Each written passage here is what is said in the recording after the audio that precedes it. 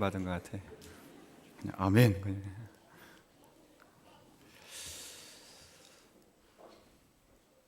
오늘 아침 우리들은 한 위대한 힘 앞에 서 있습니다. 이 힘은 남녀노소를 막론하고 다 찾아다니는 힘입니다. 동서고금, 추나추동, 밤낮을 가리지 않고 누구에게나 찾아오는 그런 힘입니다. 그 위대한 힘 앞에서 우리는 옷깃을 여미고 머리를 숙입니다. 많은 설교가들이 주지 못하는 큰 감화를 이 힘이 우리에게 끼치고 있고, 또 목석 같은 사람이라 할지라도 일단 이분이 찾아오면 마음을 녹이고 눈물을 흘리고 있습니다. 평시에 눈물 한 번 흘리지 않던 영웅 호걸들도 이 힘 앞에 서는 날에는 후회와 분노와 억울함에 눈물을 터뜨리는 것이 상례로 되어 있습니다. 그가 하는 일, 저지시킬 사람은 아무도 없습니다. 이 큰 마력 때문에 사람들은 오히려 그가 찾아오는 것을 싫어합니다. 그를 생각조차 하지 않으려 하고 관심 밖으로 밀어내려고 애를 쓰기도 하는 것입니다. 과연 이 힘이 무엇일까? 제가 여기까지 말씀을 전하면 상상을 많이 할 것입니다. 사랑일까? 돈일까? 권력일까? 도대체 얼마나 대단한 것이기에 목석 같은 사람에게서 눈물을 흘리게 하고 영웅 호걸도 무릎 꿇게 만드는가? 도대체 이분의 이름은 무엇일까? 예수님일까? 천만의 말씀 아닙니다. 그 위대한 힘은 사망, 죽음입니다. 죽음은 우리를 두렵게 만듭니다. 이 죽음의 힘이 얼마나 무서운지 죽음이 찾아오면 모두가 다 머리를 숙이고 눈물을 흘리게 되고 그 앞에서 아무 말을 못하게 하는 것이 이 죽음의 공포인 것입니다. 사도 바울은 사망을 의인화해서 원수를 부르듯 이렇게 부르고 있습니다. 사망아, 너의 승리가 어디 있느냐? 사망아, 내가 쏘는 것이 어디 있느냐? 사망이 쏘는 것은 죄요, 죄의 권능은 율법이라. 예, 사망의 표적은 죄인 것입니다. 사망이 쫓아다니는 것은 죄인 것입니다. 그리고 이 죄는 우리가 율법 아래에 있을 때 생기는 것입니다. 우리의 힘으로는 헤어나올 수 없고 우리의 힘으로는 승리할 수가 없는 것입니다. 그러나 그리스도 예수께서 우리의 죄값을 담당하시고 죽으심으로 율법의 완성자가 되어 주셨습니다. 그러므로 더 이상 죄는 우리를 괴롭힐 수 없고 우리를 저주로 끌어가지 않는 것입니다. 믿으십니까? 죄의 저주로부터 떠난 우리는 더 이상 사망의 표적이 아닌 것입니다. 마치 이빨 빠진 호랑이가 사냥감을 두고도 물지 못하는 것처럼 사망은 잡아먹을 것을 앞에 놓고도 물지를 못하게 된 것입니다. 그래서 바울은 말하기를 사망아, 내가 쏘는 것이 어디 있느냐? 의기양양하게 이 말을 한 것입니다. 그리스도께서 사망을 삼키고 이기리라고 하셨고 또 그 말씀대로 사망을 이기시고 승리하신 날이 오늘 부활의 날인 것입니다. 우리에게 부활을 주심으로 사망은 무색하게 되었습니다. 그리스도께서 잠자는 자들의 첫 열매가 되시고 그 안에 있는 모든 이의 부활을 확실하게 보증하신 것입니다. 사랑하는 성도 여러분, 이 승리를 안겨주신 우리 주 예수 그리스도께 감사할 수 있는 우리 모든 성도가 되기를 진심으로 기원합니다.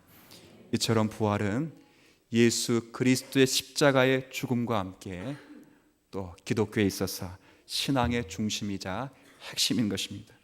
오늘 본문에도 그렇게 기록되어 있습니다. 만일 죽은 자의 부활이 없으면 그리스도도 다시 살아나지 못하였고 성도의 신앙도 다 헛것이라, 그렇게 표현합니다. 예를 들면 13절 말씀, 자, 한번 눈으로 한번 확인하시죠. 만일 죽은 자의 부활이 없으면 그리스도도 다시 살아나지 못하셨으리라. 자, 그럼 이렇게 한번 물어볼게요. 예수 그리스도가 부활하셨기 때문에 우리가 부활하는 겁니까?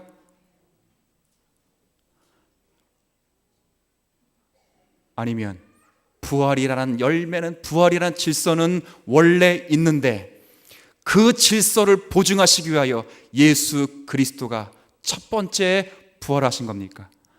맞습니까? 부활이라는 질서는 있는 것입니다. 예수 그리스도가 부활하셨기 때문에 우리가 부활하는 것이 아니라 원래 자연적으로 창조 질서 가운데 부활이라는 것은 있는 것입니다. 역사 가운데 그 예수 그리스도께서 실제 몸으로 부활하셔서 잠자는 자들의 첫 열매가 되어주시고 모든 성도들이 그와 같이 부활할 것을 보증하고 확증하신 것입니다. 여기 계속되는 14절, 13절이 그런 말씀입니다. 만일 죽은 자의 부활이 없다면 그리스도도 다시 살아나지 못하셨으리라. 14절에 그리스도께서 만일 다시 살아나지 못하셨으면 우리가 전파하는 것도 헛것이요 또 너희의 믿음도 뭐라 되어 있습니까? 헛것이며. 15절 초반에 보십시오. 또 우리가 하나님의 거짓 증인으로 발견되리니. 이 말은 뭐예요? 우리도 거짓 증인이요, 누구도 거짓말장이라 하나님도 거짓말장이라. 자, 이 말을 반복합니다. 16절, 만일 죽은 자가 다시 살아나는 일이 없으면 그리스도도 다시 살아난 일이 없었을 터이요 그리스도께서 다시 살아나신 일이 없으면 너희의 믿음도 헛되고 너희가 여전히 죄 가운데 있을 것이요. 자, 19절 말씀 같이 읽습니다. 만일 그리스도 안에서 우리가 바라는 것이 다만 이 세상의 삶뿐이면 모든 사람 가운데 우리가 더욱 불쌍한 자이리라. 부활을 믿으십니까? 부활은 성도의 소망이고 성도의 영광의 절정이며 성도가 가지는 가장 큰 복의 내용 가운데 하나인 것입니다. 역사 속에서 이 부활을 믿는 것을 두고 부활신앙이라 말합니다. 부활신앙이 있으려면 다음 세 가지를 믿어야 합니다.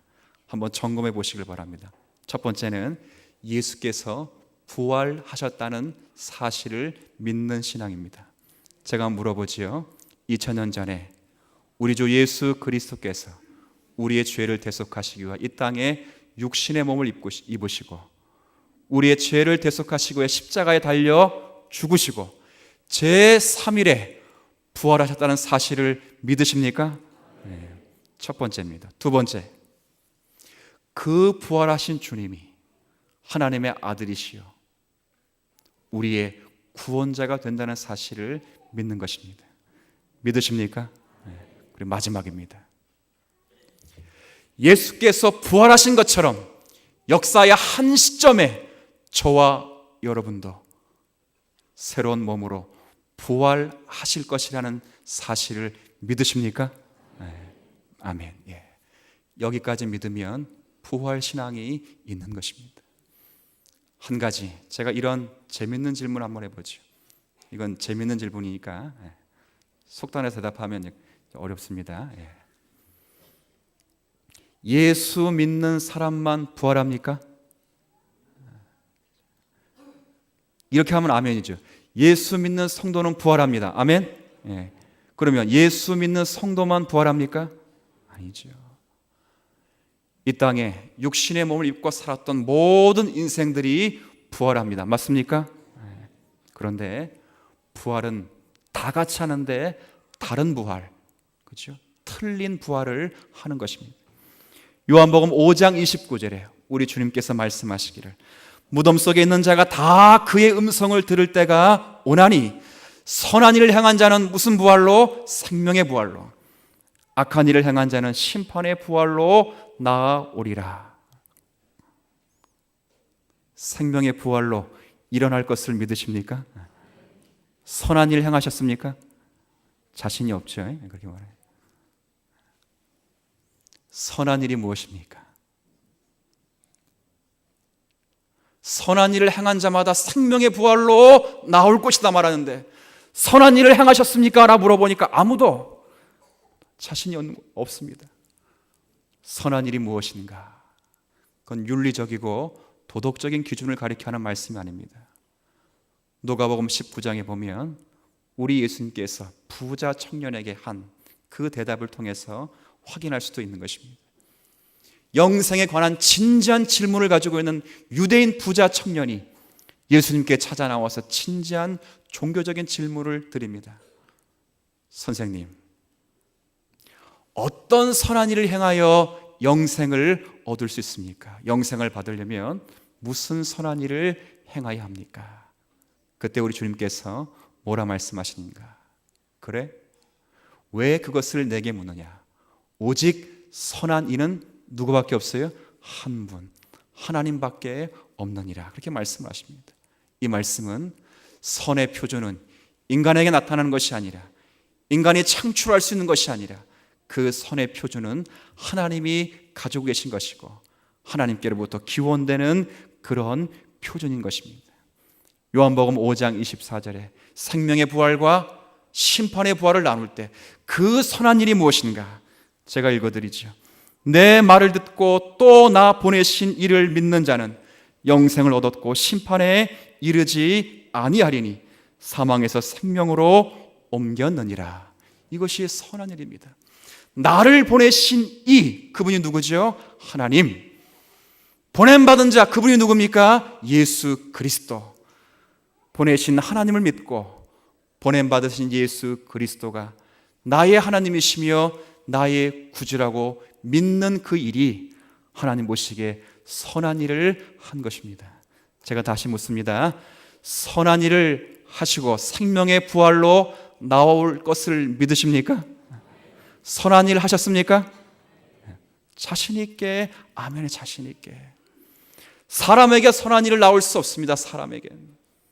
사람으로 감당할 수 없는 그 일을 누가복음 19장에 보니까 사람으로는 할 수 없을 때 누가 하신다고요? 하나님으로서는 하실 수 있사오니.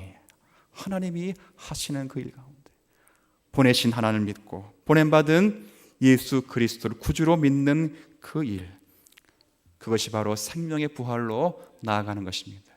저는 오늘 부활 신앙을 가지고 있는 저 여러분 이제 부활 생명을 살아가는 그런 은혜가 있기를 기대하는 것입니다. 이것은요, 역사 가운데 부활이 있을 것이다, 그 정도에 머무는 것이 아니라 이 역사 속에 있을 때 우리가 부활의 의미를 깨닫고 부활 생명으로 살아가야 되겠다, 그런 생각을 하게 됩니다. 전 성경을 이해할 때 부활 생명이라고 하는 것은 죽음 이후의 생명을 말하는 것이 아니라 전 그렇게 생각합니다. 그것은 기독교가 말하는 부활이라고 하는 것은 부활 전의 생과 부활 후의 생이 불연속성 그리고 단절된 의미에서 생을 가리키고 있는 그런 부활인 것입니다. 대단히 중요한 것입니다. 부활 전의 생명은 죽은 생명이고 부활 후의 생명은 참다운 생명이라는 차원인 것입니다. 바꿔 말하면 하나님을 알지 못하고 하나님을 모르고 있는 그때는 하나님의 자녀답게 살지 못했던 죄와 사망의 삶에서 이제 의와 진리와 거룩함으로 사는 삶의 변화를 두고 그것을 가리켜 부활이라, 부활 생명이라 그렇게 말하는 그런 내용이 우리 가운데 중요하게 생각이 되어야 할 것입니다. 부활 생명은요, 나중에 죽게 돼서 그때 되면 다시 생명을 얻는다, 그런 소극적인 이야기만을 두고 하는 것이 아니라 부활 생명은 예수 그리스도를 믿음으로 이 역사의 현장, 지금 여러분이 누릴 수 있는 신자의 축복인 줄 믿어 의심치 않는 성도 되기를 기대합니다. 이 내용을 어디서 살펴볼 수 있는가? 로마서 6장의 내용을 보면 우리가 확인할 수 있습니다. 자, 로마서 6장에 있는 말씀을 한번 보시죠.